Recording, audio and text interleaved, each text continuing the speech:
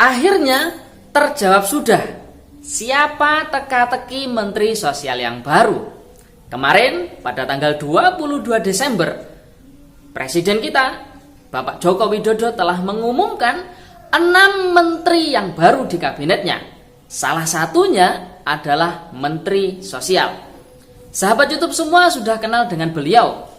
Pada video saya sebelumnya, saya juga pernah menyinggungnya. Beliau adalah Wali Kota Surabaya, Ibu Tri Risma hari ini. Pada video kali ini, channel Diari PKH akan menampilkan visi dan misi Ibu Tri Risma hari ini sebagai Menteri Sosial yang baru. Oleh sebab itu, simak terus videonya.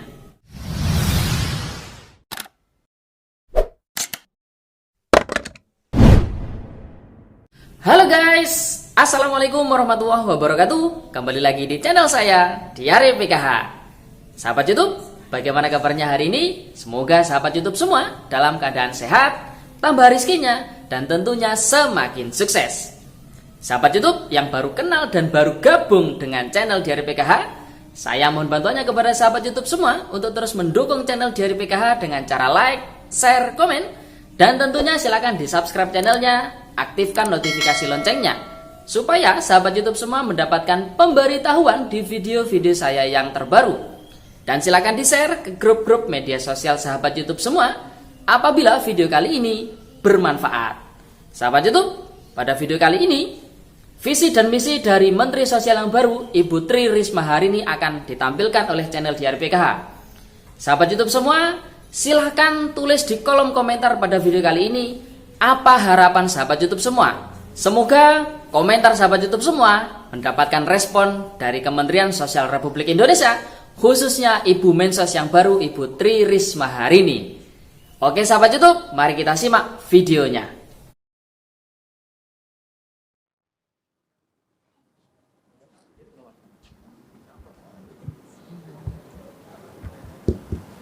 Assalamualaikum warahmatullahi wabarakatuh. Selamat sore, Shalom, Om Swastiastu, Namo Buddhaya, Salam Kebajikan, Rahayu.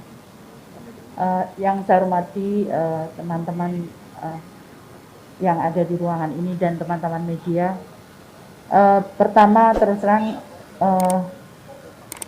saya cukup kaget meskipun sudah banyak yang membicarakan, tapi terus terang saya tidak pernah berpikir atau membayangkan menjadi menteri, karena ini kepercayaan Bapak Presiden dan Bapak Wapres, dan ini untuk saya mengabdi untuk negara, maka saya matur nuwun kepercayaannya oleh Bapak Presiden dan Bapak Wapres serta tentunya seluruh bangsa Indonesia. Yang kedua, program kami adalah, yang pertama adalah perbaikan data untuk data-data penerima bantuan. Kami akan kerjasama dengan Kementerian Dalam Negeri, terutama terkait data kependudukan dan perguruan tinggi yang ada di wilayah masing-masing.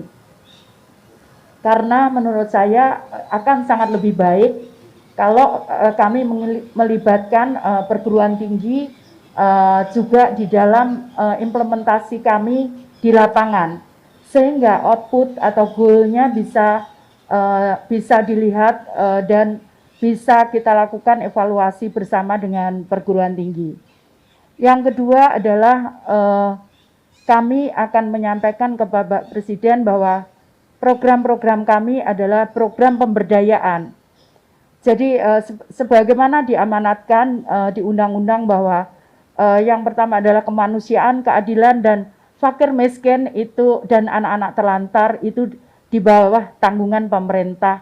Karena itu kami akan perhatian terutama terhadap anak-anak terlantar, kemudian fakir miskin, itu yang akan kami prioritaskan untuk program pemberdayaannya. Jadi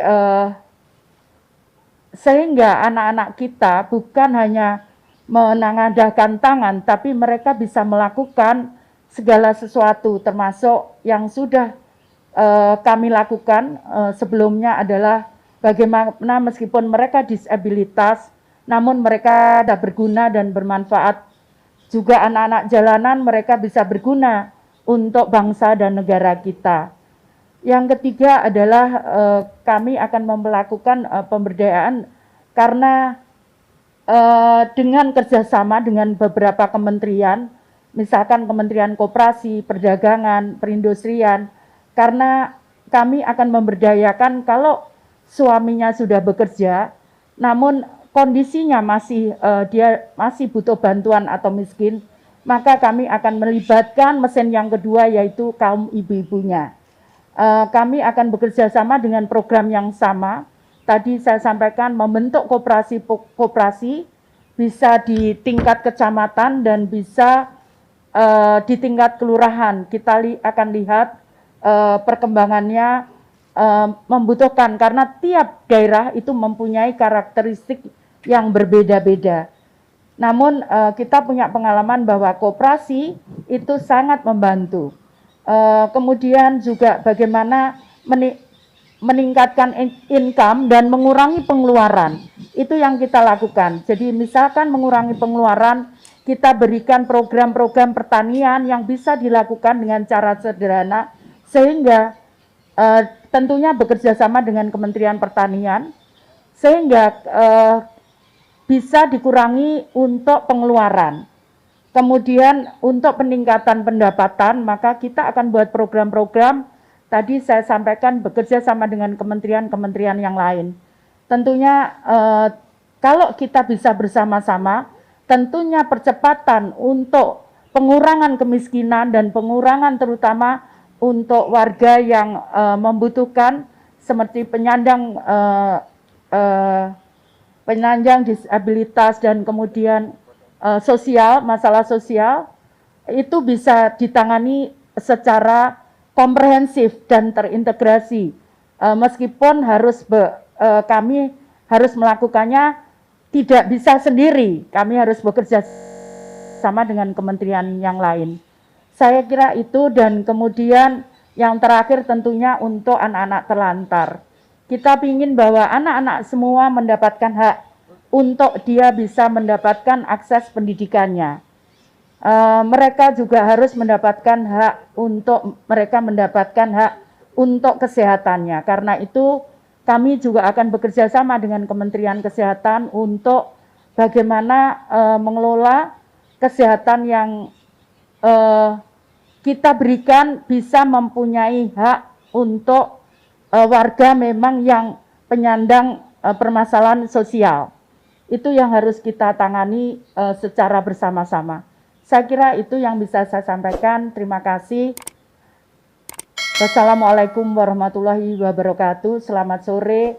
Om Swastiastu. Salam Rahayu. Terima kasih Bu Tri. Silakan kembali ke tempat duduk Bu. Berikutnya Pak Sandiaga.